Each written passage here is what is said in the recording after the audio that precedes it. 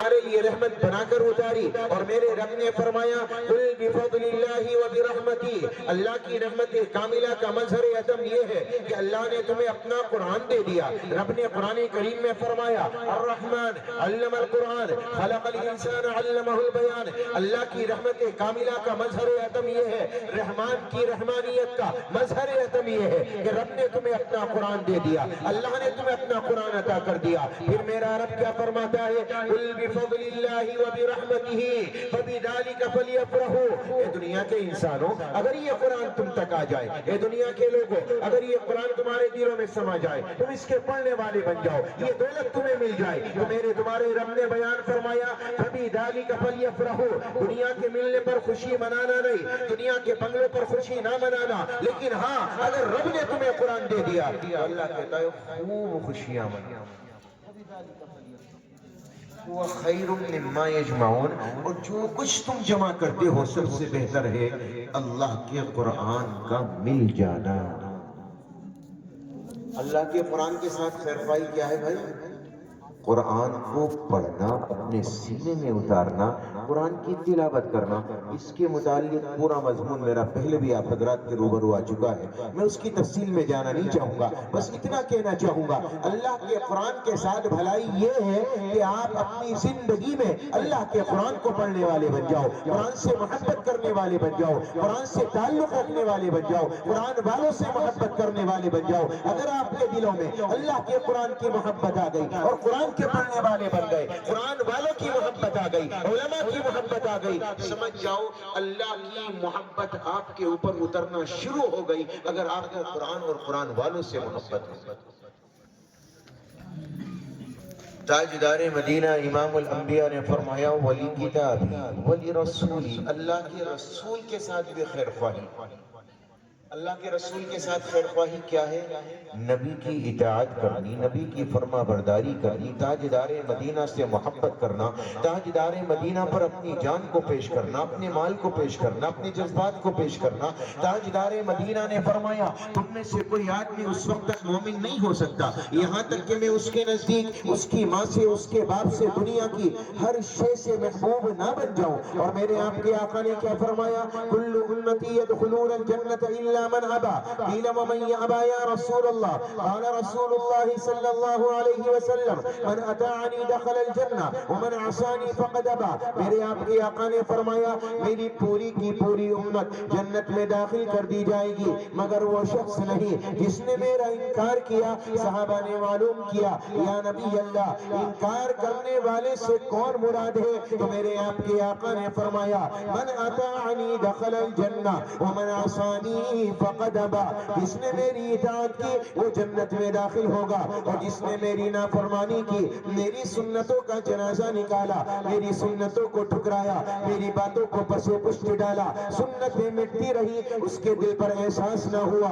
سنتوں کا جنازہ نکلا، اس کے دل پر میل نہ آیا، تاجدار مدینہ پر انگلیاں اٹھی، اس کے کانوں پر جو نہ چلی، اس کے دل پر تصور اور خیال نہ آیا۔ تاجدار مدینہ نے فرمایا اس نے میرا انکار کیا اور وہ جہنم میں داخل ہوگا۔ تاجدار مدینہ امام الانبیاء کی سنتوں کو اپنانا، آپ کے طریقے کو اپنانا، آپ سے محبت کرنا، اپنی جان اپنا سب کچھ نبی پر نچھاور کرنا، یہ ہے رسول اللہ صلی اللہ علیہ وسلم کے لیے بھلائی چاہنا۔ ایک صحابی آئے نبی کے دربار عالیہ، نبی کو سلام کیا، نبی نے سلام کا جواب دیا لیکن چہرہ پھیرا۔ وہ صحابی دوسری جانب سے چلے آئے، السلام علیکم یا رسول اللہ، نبی نے پھر چہرہ پھیر لیا۔ وہ تیسری طرف سے چلے آئے، السلام علیکم یا رسول اللہ، کیا بات ہے آپ مجھ سے ناراض کیوں ہیں؟ ایک صحابی بیٹھے ہیں، کیا فرماتے ہیں تیرے ہاتھ میں سونے کی انگوٹھی ہے اور نبی نے مردوں کے لیے حرام کی ہے کہ وہ سونا پہنے، لہذا اسے اتار دے۔ تو صحابی نے خالی اتاری نہیں، محبت دیکھیے، جذبہ دیکھیے، قدردانی دیکھیے۔ صحابی باہر آیا، انگوٹھی نکالی اور دور پھینک دی، اس کے بعد اندر آیا، السلام علیکم یا رسول اللہ۔ صحابی نے معلوم کیا انگوٹھی کو کہاں رکھ دیا، کہاں ڈال دی، فرمایا دور پھینک آیا، اللہ کے بندے گھر لے جاتا، تیری بیوی پہن لیتی یا تو بیچ دیتا، اس سے منافع حاصل کر لیتا۔ فرمایا یہ کیسے ہو سکتا ہے؟ جس کی وجہ سے نبی کے چہرے پر ناگواری کے آثار آئے ہو اور نبی کے چہرے پر غصہ آیا ہو، میں اس چیز کو لے کر گھر جاؤں۔ یہ کیسے ہو سکتا ہے؟ یہ صحابہ کے دل میں رسول اللہ کی محبت تھی، یہ قدردانی تھی، اسے کہتے ہیں بھلائی کا چاہنا۔ ایک صحابی آئے نبی کے دربار عالیہ میں، پوری زندگی ایک بار آئے، دوبارہ آنے کا موقع نہیں ملا۔ جب وہ نبی کے دربار عالیہ میں آئے تو نبی کے گریبان کے بٹن کھلے تھے، وہ چلے گئے، دوبارہ آنے کا موقع نہیں ملا۔ جب وہ اپنے گاؤں پہنچے، کبھی بھی انہوں نے اپنی پوری زندگی اپنے گریبان کے بٹن نہیں لگائے، اور جب ان سے کہا جاتا گریبان کے بٹن لگا لو تو فرماتے میں نے اللہ کے رسول کو اسی حال میں دیکھا ہے، میں گریبان کے بٹن نہیں لگاؤں۔ اسے کہتے ہیں قدردانی، اور اسے کہتے ہیں بھلائی کا چاہنا۔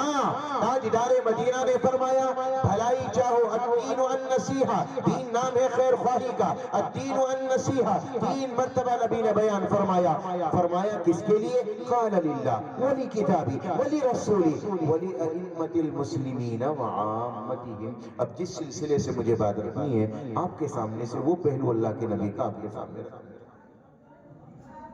بھلائی چاہو مسلمانوں کے سربراہ، مسلمانوں کے امام، مسلمانوں کے حکمران، مسلمانوں کے بادشاہ، مسلمانوں کے ائمہ، مسلمانوں کے علماء، مسلمانوں کی عوام و خواص کوئی بھی ہو، تاجدار مدینہ نے فرمایا اگر تمہارے دلوں میں لوگوں کے لیے بھلائیاں نہیں ہیں، اگر تمہارے دلوں میں لوگوں کے لیے خیر خواہی نہیں ہے، تو نبی نے فرمایا مسلمان ہو سکتے ہو لیکن دیندار نہیں ہو سکتے۔ آج میری اور آپ کی نظروں میں دیندار کون ہے؟ میں آپ سے معلوم کروں دیندار کون ہے؟ آپ کیا کہو گے؟ جس کے چہرے پر داڑھی ہو، جس کا کرتا پاجامہ ہو، نمازوں کو جاتا ہو، اللہ کے راستے میں چلے 4 مہینے لگاتا ہو، وہ آدمی دنیا میں دیندار ہے۔ اگر میں آپ سے معلوم کروں فلاں آدمی کیسا ہے؟ صاحب بڑا دیندار ہے۔ کیوں؟ نمازی آدمی ہے، روزے دار ہے۔ یہ دینداری کا تصور میری اور آپ کی نظروں میں ہے، لیکن تاجدار مدینہ نے کیا فرمایا؟ دینداری اصل یہ ہے کہ تم لوگوں کے ساتھ بھلائیاں کرنے لگو، آپ لوگوں کے خیر خواہ بن جاؤ، آپ کے دلوں میں لوگوں کا پیار آ جائے، لوگوں کی محبت آ جائے۔ اگر آپ لوگوں کی بھلائیاں چاہتے ہو تو دیندار ہو، ورنہ آپ دیندار نہیں ہو۔ تاجدار مدینہ امام الانبیاء نے بھلائی سکھلائی بھی ہے اور صحابہ نے سیکھی بھی ہے۔ میرے آپ کے آقا تشریف لے جاتے ہیں، آپ سواری پر سوار ہیں، حضرت بلال حبشی پر نظریں پڑی ہیں۔ تاجدار مدینہ نے بلال کے قریب میں جا کے اپنی سواری کو روکا اور یہ فرمایا ارکم معنا یا بلال، او بلال آجا میری سواری پر سوار ہو جا۔ حضرت بلال نے فرمایا یا نبی اللہ یہ رہا سامنے مدینہ، آپ چلیے میں آپ کے پیچھے پیچھے آیا۔ تو تاجدار مدینہ امام الانبیاء نے فرمایا اے بلال تو بھی مدینے جانے کا ارادہ رکھتا ہے اور میں بھی مدینے چلا ہوں، آجا دونوں سوار ہو کر مدینہ چلیں گے۔ تو حضرت بلال نے فرمایا یا نبی اللہ آپ چلیے میں آپ کے پیچھے آیا۔ میرے آپ کے آقا نے فرمایا بلال تو میری سواری پر سوار کیوں نہیں ہوتا؟ تو بلال کہنے لگا یا نبی اللہ آپ کا جسم بھی معطر، آپ کا پسینہ بھی معطر، آپ کا جسم بھی خوشبودار، آپ کا پسینہ بھی خوشبودار، اور اتنا خوشبودار کہ ایک دن میرے آپ کے آقا لیٹے ہوئے ہیں اور آپ نیند کی حالت میں ہیں، آپ علیہ السلام کی آنکھ لگی ہے اور آپ کے جسم سے پسینہ نکل رہا ہے۔ آپ کی خالہ آئی، آپ کے پسینے کو شیشی میں جمع کرنے لگی، اور جب شیشی نبی کے جسم سے ٹکرائی تو تاجدار مدینہ امام الانبیاء کی آنکھ کھل گئی۔ میرے آپ کے آقا نے فرمایا موسی یہ کیا کرتی ہو؟ خالہ جان یہ کیا کرتی ہو؟ فرمانے لگی بیٹا تیرے پسینے کو اپنی شیشی میں جمع کر رہی ہوں تاکہ اپنی دلہن اور دلہا کے کپڑوں میں لگاؤں۔ مدینے کے بازاروں میں یہ خوشبو نہیں ملتی، مکے کے بازاروں میں نہیں ملتی۔ اے محمد جو تیرے جسم سے پسینہ نکلتا ہے مشک عنبر فیل ہو جاتا ہے، اس لیے اپنی شیشی میں جمع کیا، اپنے دلہا دلہن کے کپڑوں میں لگاؤں گی۔ تو بلال حبشی نے فرمایا یا نبی اللہ میرے جسم سے نکلنے والا پسینہ بدبودار، آپ کا جسم بھی معطر، آپ کا پسینہ بھی معطر، آقا اپنے پسینے کی بدبو سے آپ کو تکلیف دینا نہیں چاہتا۔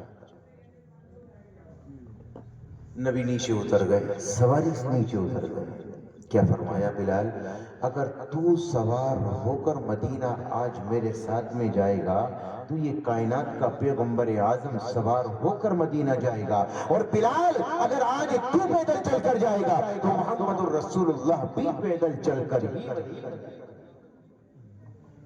کیا خیر خواہی سکھلائی تھی جناب رسول اللہ صلی اللہ علیہ وسلم نے اپنی امت کو، ہم نے سب بھلا دیا۔ ہمارے نزدیک دیندار بس وہی تو تہجد پڑھ لیا، چاہے لوگوں کے دلوں پہ چھریے چلا رہا ہوں، سچی کہہ رہا ہوں۔ لوگوں کی زمینیں مارو کوئی فرق نہیں پڑتا، لوگوں کے مال مارو کوئی فرق نہیں پڑتا، لوگوں کا حق مارو کوئی فرق نہیں پڑتا۔ دیندار ہے اس لیے کہ نمازی ہے۔ اللہ کے بندو نماز بنیاد ہے، اصل دینداری تو اوپر کی شے ہے، دینداری اوپر کی شے ہے۔ نماز، روزہ، زکوٰۃ، حج یہ دل بنائے گی، دل اللہ کی بارگاہ میں تقرب دلائے گی۔ آپ کی دینداری اصل کیا ہے؟ آپ کی زبان کا بول، آپ کے اخلاق، آپ کا کردار۔ تاجدار مدینہ امام الانبیاء کے دربار عالیہ میں ایک صحابی آیا، کہنے لگا یا رسول اللہ ای الاسلامی افضل، دنیا کا سب سے بہترین مسلمان کون سا؟ میرے آپ کے آقا نے فرمایا اطعام الطعام وطیب الکلام، دنیا کا حسین مسلمان نمازوں کا پابند نہیں، دنیا کا حسین مسلمان تہجد کا پڑھنے والا نہیں، دنیا کا حسین مسلمان اللہ کے راستے میں جان دینے والا نہیں، نہیں نہیں نہیں، اطعام الطعام وطیب الکلام، لوگوں کو کھانا کھلانے والا، دسترخوان کو وسیع کرنے والا، اور اپنی زبان کے بول کو میٹھا کرنے والا دنیا کا سب سے اچھا۔ اب ہم لاکھوں داڑھی والے ہیں، قرآن پڑھنے والے بھی ہیں، نمازی بھی ہیں، سچی بتاؤ یہ جو ہماری دل کی ٹکڑی ہے یہ صاف ہے؟ سچی بتائیے۔ ان نمازوں کے ساتھ اللہ مل جائے گا، دل میں کسی کے لیے بھلائی نہ ہو، دشمنی پل رہی ہو، اللہ کی محبت آ جائے گی۔ اللہ محبت اپنی ڈالے گا کہاں؟ صفائی میں، گندگی میں نہیں۔ گندگی میں تو آپ کے مہمان نہیں بیٹھتے، اور اللہ کی ذات عالیہ تو پاک صاف ستھری منزہ، ہر شے سے بے انتہا خوبصورت اور بے انتہا کمالوں والی، وہ ذات آپ کے گندے دل میں بیٹھ جائے، تصور کریے۔ ایک مہمان آنے لگے، دو مہمان، ایک مفتی عمران، ایک عقیل الرحمان، اپنے چادر بچھا دی۔ کیوں بھئییا؟ مہمان آ رہے ہیں، صفائی کر رہے۔ اللہ کو دل میں لانا چاہتے ہیں اور دل کی صفائی نہیں، اللہ آ جائے۔ گندگی میں تو مہمان نہیں بیٹھتے، اللہ کیسے بیٹھ جائے؟ جب تک دل میں بھلائیاں نہ ہو، جب تک دل میں پیار نہ ہو، جب تک دل میں ایک دوسرے کے لیے جذبات نہ ہو، یقین جانیے اللہ آپ کی محبت، اللہ آپ کے دل میں اپنی محبت ڈال ہی نہیں سکتا۔ آپ نمازوں سے مصلی کھینچ دو، آپ مسجدیں کھینچ دو، آپ کی پیشانی پر کالے نشان پڑ جائے، اگر آپ کا دل صاف نہیں ہے اور لوگوں کے لیے بھلائیاں نہیں ہے، اللہ کی محبت آپ کے دل میں کبھی نہیں۔ خیر خواہ بنو، لوگوں کے کام آؤ، یہی تو دین کا مقصد ہے۔ دین خیر خواہی کا نام ہے۔ نبی نے جو یہ فرمایا اس کا مقصد یہ ہے لوگوں کے ساتھ کام آنا، لوگوں کی بھلائیاں کرنا۔ خیر الناس من ینفع الناس، دنیا کا سب سے بہترین انسان وہ ہے جو لوگوں کو نفع پہنچائے، لوگوں کے کام آئے۔ ہم لوگوں کے کتنا کام آتے ہیں؟ ہمارا پڑوسی بھوکا مر جائے، ہمیں خیال نہیں آتا، ہمارا رشتہ دار پریشان ہو، ہمیں تصور نہیں آتا، ہمارا قریبی قرضے میں ہو، ہمیں تصور نہیں آتا۔ ہم دنیا کے اندر اپنی بہتری دکھانے میں، اپنی شادیوں میں پیسہ خرچ میں اپنی ناک سمجھتے ہیں۔ غریب کی مدد ہو جائے، بیوہ کی مدد ہو جائے، کسی مزدور کی مدد ہو جائے، کسی قرضدار کے قرضے کو چھڑا دے، یہ ہماری ذات سے ممکن نہیں ہے۔ ہم ایسے مسلمان نہیں، وہ مسلمان سے ختم ہو گئے۔ یہ سن لو پہلے یار، پوری بات سنا کے میں ختم کر دوں گا بس۔ یہ نہیں سنائیں گے بالکل۔ تاجدار مدینہ امام الانبیاء کے ایک صحابی ہیں حضرت عمر رضی اللہ تعالیٰ، نبی کا وصال ہو گیا، آپ پردہ فرما گئے۔ خلافت کس کے ہاتھ میں؟ پھر بولو ابو بکر، ٹھیک ہے۔ جب ابو بکر کی خلافت کا زمانہ آیا تو یہ طے کیا گیا کہ ایک لسٹ بناؤ، بیوہ کون ہے، کون لاچار ہے جو اپنا کام نہیں کر سکتا، اس کے کام آنا چاہیے، کون غریب ہے اس کے کام آنا چاہیے، اور اس کی اعانت کرنی چاہیے، مدد کرنی چاہیے۔ ایک لسٹ بنائی گئی، لسٹ بنا کر سب کے آگے ایک خادم متعین کیے گئے۔ آپ فلاں بیوہ کی کرو گے خدمت، آپ فلاں کے یہاں جاؤ گے، آپ فلاں کا کام کرو گے، آپ فلاں کا کام کرو گے۔ یہ تمام تر کام بانٹ دیے گئے کہ جتنے غریب ہیں، جتنے لاچار ہیں، جتنی بیوہ ہیں جو خود اپنا کام نہیں کر سکتے، تو ایک ایک خادم متعین کر دیا۔ ہمارے یہاں کون کرے گا؟ ممبر بن جا، چیئرمین بن جا، اسے مطلب ہی نہ بننا تک، اس سے پہلے وہ ہاتھ جوڑے، اس کے بعد تم جوڑو، بات برابر ہو۔ اب حضرت عمر تشریف لائے، فہرست نکالی، دیکھیں کون کون ہے، نظریں پڑی، سب سے نیچے بیوہ کا نام لکھا تھا، لیکن آگے خدمت کرنے والے کا نام نہیں لکھا۔ عمر کے دل میں تصور آیا، ایک کام کرتا ہوں، یہ جو خدمت کسی کی نہیں ہے اس کو میں لے لیتا ہوں اور میں بوڑھی کا بیوہ کا کام کروں گا۔ حضرت عمر صبح ہوئی، اس کے گھر میں پہنچے، آواز دی، میں عمر ابن خطاب آپ کے دربار میں اس لیے آیا، آپ کا کام کر دوں، آپ کے برتن دھل دوں اور آپ کے کپڑے دھل دوں، آپ کے گھر میں جھاڑو لگا دوں، آپ کا پانی بھر کر لا دوں۔ اندر سے بوڑھی بیوہ نے آواز دی، بیٹا کام کرنے والا آیا تھا، کام کر کے چلا گیا، برتن بھر کر چلا گیا، پانی رکھ کر چلا گیا، جھاڑو مار کر چلا گیا، اب شام تک میرے پاس کوئی کام نہیں ہے۔ حضرت عمر نے سوچا شاید میرے آنے میں دیر ہو گئی، کل میں جلدی چلا آؤں گا۔ اگلا دن آیا، حضرت عمر جلدی فجر کے بعد پہنچے اور فرمایا اماں میں عمر ہوں اور میں آپ کے دربار میں اس لیے آیا آپ کے کام آ جاؤں، آپ کی خدمت کروں، اماں میں آپ کے برتن دھل دوں۔ اندر سے آواز آئی، بیٹا کام کرنے والا آیا تھا، کام کر کے چلا گیا، اب شام تک میرے پاس کوئی کام باقی نہیں۔ حضرت عمر نے سوچا یہ انسان ہے یا جنات، رات کی تاریکی میں آ کر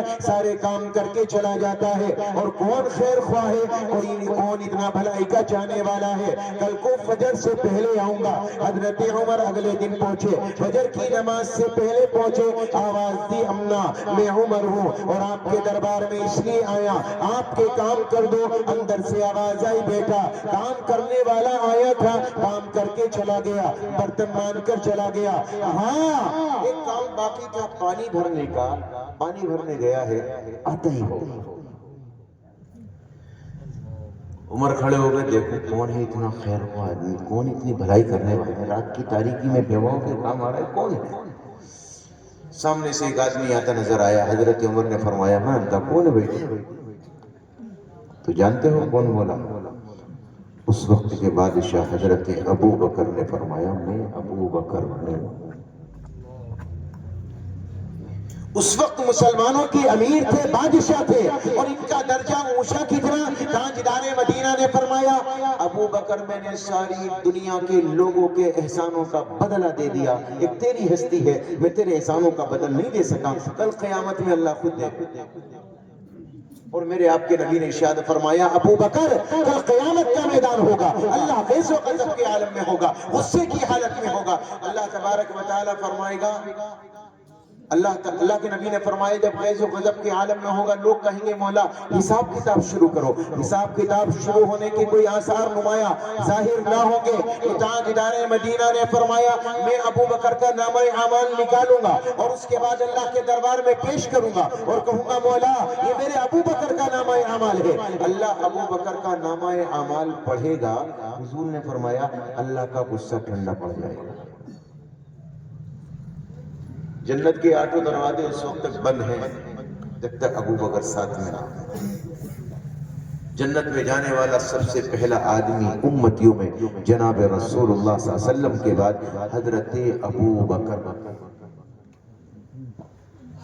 اتنا بڑا آدمی کیا کر رہا ہے راتوں کو؟ خدمت، لوگوں کے کام آ رہا ہے، لوگوں کے کام کر رہا ہے۔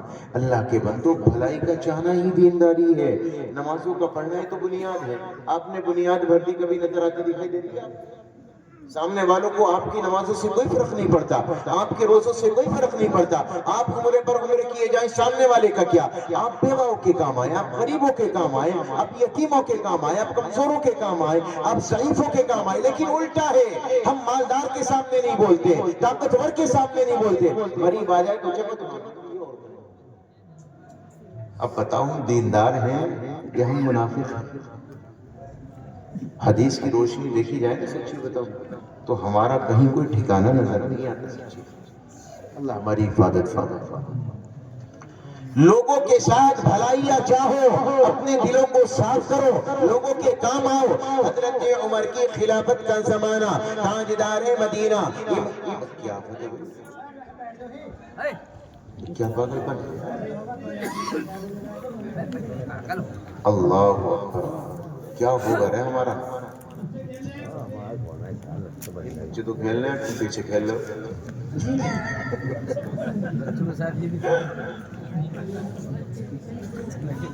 حضرت عمر کی خلافت کا زمانہ آیا، ایک شخص نے ایک شخص کو زمین بیچی، ٹھیک ہے، زمین بک گئی، اس نے رقم دے دی، وہ اپنی زمین کا مالک بن گیا پیسے دے کر.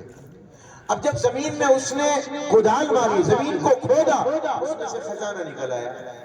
جب خزانہ نکل آیا تو وہ لے کر آیا. سچی بتاؤ اگر زمین ہمیں مل جائے تو خزانہ بھی نکل آئے تو بہو کو بھی نہ بتاؤ. یار اس کو بتا دوں میں تو سارے گاؤں میں کر دے گی خزانہ نکلا، یہ چھوڑے گی. گھر لے کر آئے اور جس مالک سے زمین کو خریدا تھا اس مالک کے گھر پہنچے. فرمایا بھائی زمین میں نے تم سے خریدی تھی، میں زمین کا مالک بنا ہوں، زمین کے نیچے کے خزانے کا مالک نہیں بنا. یہ خزانہ تمہارا ہے، میرا نہیں. مالک کہنے لگا یہ خزانہ میرا نہیں تمہارا ہے، میں نے زمین بیچ دی، زمین کے اوپر کا حصہ بھی بیچا، زمین کے نیچے کا حصہ بھی بیچ دیا، اب اس کا میں مالک نہیں، یہ خزانہ تمہارا ہے. ایک دوسرے میں بات اس بات پر آتی ہے، ایک کہتا ہے خزانہ تیرا، دوسرا کہتا ہے خزانہ تیرا. آج تک آپ نے عدالتیں دیکھی ہوں گی، کچہریاں دیکھی ہوں گی، اور اس میں کیا الفاظ نکلتے ہیں، یہ مال میرا ہے. سامنے والا کہتا ہے دکان میری ہے، سامنے والا کہتا ہے یہ مال میرا ہے. لڑائیاں اس بات پر ہے کہ میرا ہے، اور وہاں لڑائیاں اس بات پر ہے کہ یہ مال میرا نہیں تیرا ہے. اندازہ لگائیے، عدالتوں میں مقدمہ پہنچا، قاضی کے پاس مقدمہ پہنچا. فرمایا ماجرا کیا ہے؟ ایک کہنے لگا میں نے زمین بیچی تھی، میں نے زمین بیچ دی، اب زمین سے غلہ نکلے یا خزانہ، یہ مالک بن گیا، اس کا خزانہ ہے. دوسرا کہنے لگا میں نے زمین خریدی ہے، زمین کے نیچے کا خزانہ نہیں، یہ خزانہ اس کا ہے، اس کو دیا جائے. دونوں لڑنے لگے، آخرکار ایک مقام آیا، قاضی بھی حیران ہو گیا. قاضی کہنے لگا رکو، اللہ نے اس وقت کے قاضیوں کو بھی بڑی صلاحیت عطا فرمائی تھی. قاضی کہنے لگا تم میں سے کسی کے بچے جوان ہیں؟ ایک نے کہا میرا لڑکا جوان ہے، دوسرا کہنے لگا میری لڑکی جوان ہے. قاضی نے فیصلہ سنا دیا بھائی دونوں کا نکاح کر دو، اور یہ جتنا خزانہ ہے دونوں کے مہر میں متعین کر دو. کیا بھلائیت ہے؟ سچی بتاؤ جب آدمی یہ کہے گا بھیا خزانہ تیرا ہے میرا نہیں، تو دل میں پیار آئے گا. اور جب 1 انچ زمین میں تمہاری دباؤں گا تو پھر پیار آئے گا، دشمنی آئے گی. سچی بتاؤ، آپ کے پیسے لے کر نہ دوں، آپ کو تڑپاؤں، آپ کو پریشان کروں، آپ کو دقت میں ڈالوں، تو آپ کا دل خوش ہوگا؟ دینداری خالی نماز کا نام رکھ لیا، روزے کا نام رکھ لیا، باقی اس کے علاوہ غریب کہاں گئے، مزدور کہاں گئے، بیوائے کہاں گئے، تنگدست لوگ کہاں گئے؟ ان کی خدمتیں ہمیں کرنی چاہیے تھی، کون کر رہا ہے؟ غیر لوگ کر رہے ہیں. اللہ کے بندو اس خدمت کے لیے تو آپ کو آگے آنا چاہیے تھا، اس خدمت کے لیے تو آپ کو بڑھنا چاہیے تھا. اللہ نے جنہیں نوازا ہے وہ کرے، لیکن نہیں، آدمی سوچتا ہے میرا مال ہے، میں نے کمایا ہے، صاحب بن کر بیٹھا ہوں. قیامت میں چلے جاؤ، یہ تو اللہ کا نظام عجیب ہے کہ مرنے کے بعد اس نے مرنے والے کو چاہے وہ بادشاہ ہو یا فقیر ہو 2 ہی گز زمین میں ٹھکانہ دینا ہے. اگر محلات بنائے جاتے تو نہ جانے کیا ہوتا، اور لوگوں کے دلوں کا حال کیا ہوتا. اللہ کے بندوں، اللہ نے آپ کو زندگی عطا کی ہے، انسان بن کر زندگی گزارو. اللہ نے آپ کو خیر خواہ بنایا ہے، خیر خواہ بن کر زندگی گزارو. لوگوں کے کام آؤ، لوگوں سے محبت کا معاملہ کرو، لوگوں کی بھلائیاں چاہو، غریبوں کی، بیواؤں کی، ان کے کام آیا کرو، ان غریبوں کی مدد کیا کرو، ان کی اعانت کیا کرو، ان کی نصرت کیا کرو. ابھی شادی ہو جائے، کوئی شادی کرنے لگے تو پھر دیکھو جب شادی میں سے کھانا کھا کر نکلے گا تو موٹا لفافہ وہیں دے کر آئے گا. باہر گیٹ پر ہی جو بیٹھا رہتا ہے نا بل والا کہ بل دے کر جاؤ کھانے کا، نہیں تو موٹا لفافہ دے گا. کوئی غریب بیچارہ بیمار پڑ جائے، اس کی تعزیت کے لیے، عیادت کے لیے جاتے ہو. سچی بتاؤ کبھی پھل لے جانا نہیں نصیب ہوتا؟ کبھی ایسا کیا کہ 500 کا نوٹ رکھا، بھائی رکھ لے یار تیرے کام. تم 100 دے آئے یار کام آئیں گے. اگر ہر آدمی یہ متعین کر لے فلاں غریب ہے یار، بیمار ہے، بیماری سے جھوجھ رہا ہے، میں بڑی رقم نہیں دے سکتا، 100 تو دے سکتا ہوں، 200 تو دے سکتا ہوں، 500 تو دے سکتا ہوں، تو کیوں نہ غریب کی ایسے مدد کی جائے، کیوں نہ اس کی اعانت کی جائے. لیکن یہ مادہ ہماری زندگی سے ختم ہو گیا، یہ دینداری ہماری زندگی میں ہے نہیں. اللہ ہمیں سمجھ دے دے، عمل کی توفیق عطا فرما دے. کریں گے انشاءاللہ بھائی. مجھے جانا ہے گھر بہت جلدی، میرے بچے جا رہے ہیں. تم نے بجا دیے میرے 12:30. اب انشاءاللہ دعا ہو جائے گی، 2-3 شعر پیش کر دیتا ہوں. جلدی کہاں ہے؟ 12:30 بج رہے. اب تو سرداروں کے دماغ میں چلنے لگے اس ٹائم.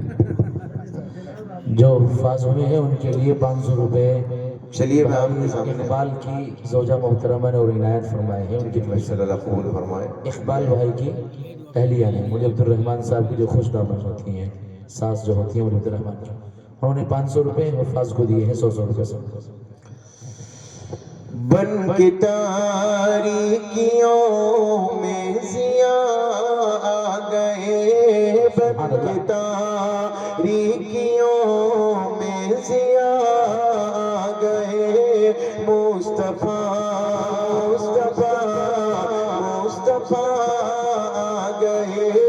بن کے تاریکیوں میں ضیاء آ گئے. مصطفیٰ مصطفیٰ مصطفیٰ آ گئے. گود میں ان کو لے کے کہے سعدیہ، گود میں ان کو لے کے کہے سعدیہ. گود میں ان کو لے کے کہے سعدیہ، گود میں ان کو لے کے کہے سعدیہ. دیکھیے حسن کی انتہا آ گئے، دیکھیے حسن کی انتہا آ گئے. مصطفیٰ مصطفیٰ مصطفیٰ آ گئے. بن کے تاریکیوں میں ضیاء. سبحان اللہ، بہت خوب، ماشاءاللہ. اور مسجد اقصی جب معراج کو نبی گئے تو نبیوں نے جب نبی کو دیکھا، ہمارے نبی کو دیکھا تو کیا کہا؟